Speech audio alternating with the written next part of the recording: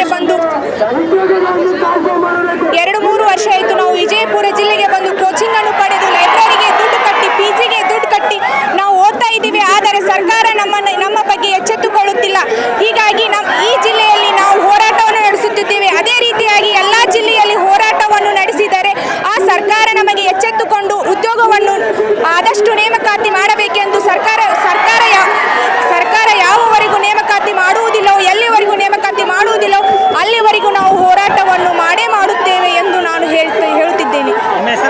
ಶೈಲಾರಿ sir. Student? S ರೀ, student. ಏನು ಕಲಿತಾರಮ್ಮ? ನಾನು ಕೋಚಿಂಗ್ ಪಡ್ಕೊಳ್ತಾ ಇದ್ದೀನಿ sir. Student degree college PU ಯಾವುದು?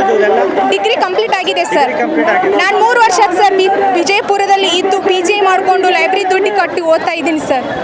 ಇನ್ನೂ ತನಕ ಗೌರ್ಮೆಂಟ್ ಕನ್ಫರ್ಮ್ ಮಾಡಿಲ್ಲ ಯಾವುದು? ಇನ್ನೂವರೆಗೆ ಆಯಿತು, ಸರ್ಕಾರ ಯಾವುದೇ ಕಾಲ್ಫಾರ್ಮನ್ನು ಮಾಡಿಲ್ಲ ಸರ್.